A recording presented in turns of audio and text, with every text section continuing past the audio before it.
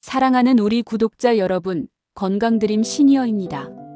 오늘은 평생을 해로하며 누구보다 서로를 아꼈던 한 부부의 이야기로 문을 열어보려 합니다. 어쩌면 우리 모두의 이야기일 수도 있는 삶의 마지막 퍼즐 조각을 맞춰가는 노년의 사연입니다. 70년. 참으로 긴 시간이죠. 한평생을 함께 걸어온 김영감님과 박할머님은 모두의 부러움을 사는 금실 좋은 부부였습니다. 두 분의 사랑은 뜨겁거나 요란하지 않았습니다. 오히려 오래 묵은 장마처럼 은은하고 깊었습니다. 손주들이 할아버지, 할머니는 왜 맨날 손잡고 걸어요? 하고 물으면 영감님은 빙긋 웃으시며 손 놓으면 길 잃어버리니까 그렇지 하고 답하곤 하셨죠. 늘 함께일 것 같았던 그 평화로운 일상에 예고 없이 먹구름이 드리운 건 지난 겨울이었습니다. 새벽녘 갑작스러운 가슴 통증을 호소하며 영감님은 쓰러지셨습니다. 심근경색이었습니다. 응급실 그리고 중환자실. 모든 것이 꿈결 같았습니다. 할머님은 영감님의 손을 잡고 밤새 기도했습니다. 제발 이 손 놓지 않게 해주세요. 다행히 영감님은 고비를 넘기셨습니다. 하지만 몸은 예전 같지 않으셨습니다.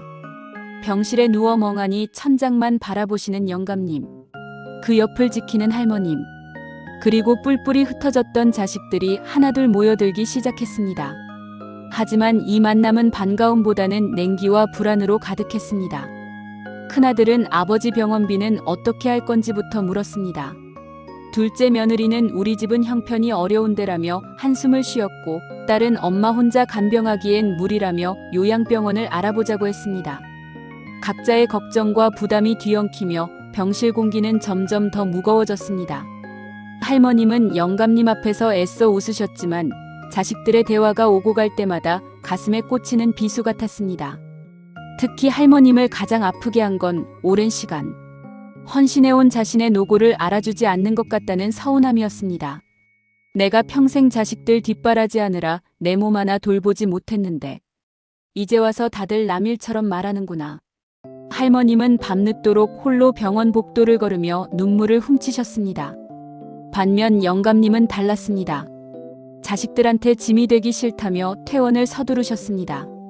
나는 괜찮아. 이 정도면 됐다며 재활치료도 거부하셨습니다. 평생 가장이었던 영감님에게 아프다는 사실은 가장 큰 굴욕이었습니다. 자식들에게 의지해야 한다는 생각 자체가 견딜 수 없는 고통이었죠. 부부는 서로를 위한다고 했지만 그 마음은 점점 더 어긋나고 있었습니다. 그렇게 병원에서의 며칠이 지옥 같던 어느 날 작은 손녀딸이 찾아왔습니다. 할머니, 할아버지 많이 아파? 내가 동화책 읽어줄까? 작은 손녀는 꼬깃꼬깃한 동화책을 꺼내 영감님 옆에 앉았습니다. 아빠가 너무 피곤해서 못 오신대. 할머니는 계속 힘내고 그 짧은 말 한마디에 할머님은 무너져 내렸습니다. 항상 강하고 무뚝뚝했던 아들이 남편의 병원 생활에 지쳐있다는 것을 처음으로 알게 되었습니다. 그날 밤 할머님은 큰아들과 통화했습니다. 아들 힘들지? 아빠 일은 엄마가 다 감당할게. 하지만 아들의 대답은 예상 밖이었습니다. 엄마, 혼자 하지 마세요. 우리도 다 생각이 있어요. 걱정돼서 그러는 거니까 그렇게 서운해하지 마세요. 아들의 목소리에는 그동안 할머님이 느끼지 못했던 걱정과 미안함이 담겨 있었습니다. 그제야 할머님은 깨달았습니다. 아, 내 생각만 했구나. 나 혼자 힘들다고, 나만 희생한다고 생각했구나. 자식들도 각자의 삶에서 최선을 다하고 있었는데 이 깨달음은 마치 어둠 속 한 줄기 빛과 같았습니다. 할머님은 그제야 영감님에게 먼저 손을 내밀었습니다. 여보, 우리 이제 그만 고집 피우고 자식들 도움 좀 받읍시다. 우리 잘 회복해서 다시 손잡고 산책해야지. 영감님도 달라지셨습니다. 자식들에게 짐이 되는 게 아니라 나 자신을 위해 회복해야겠다는 새로운 의지가 생겼습니다. 그날부터 영감님은 할머님과 함께 재활치료에 적극적으로 임하셨습니다. 서툴지만 한 걸음씩 영감님은 걷기 시작했고 할머님은 그 옆에서 늘 잘하고 있다고 응원해 주셨습니다. 병원 복도를 오가며 두 분은 마치 신혼부부처럼 다시 사랑을 키워나갔습니다. 여보, 나 좀 봐. 이제 발에 힘이 좀 들어가는 것 같지? 그럼 당신은 원래 힘이 세니까. 앞으로 더 좋아질 거야. 서로를 향한 격려와 믿음은 어떤 영양제보다 강력한 힘이 되었습니다. 영감님의 재활은 하루하루 기적처럼 이어졌습니다. 할머님은 영감님의 건강을 위해 직접 병원 식단을 공부하고 영양 가득한 죽을 끓여오셨습니다. 병원 사람들은 두 분 사랑에 의사들도 감동했다며 칭찬했습니다. 영감님은 할머님을 향해 다 당신 덕분이야 라고 말씀하셨습니다. 70년의 세월 속에서 잠시 잊고 지냈던 서로를 향한 진심이 다시 피어오르는 순간이었습니다. 두 분의 회복은 자식들에게도 큰 변화를 가져왔습니다. 큰아들은 아버지의 재활을 돕기 위해 퇴근 후 매일 병원을 찾았습니다.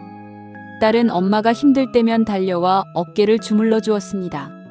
예전에는 당연하다고 생각했던 부모님의 존재가 얼마나 소중하고 감사한 존재인지 깨닫게 된 것입니다.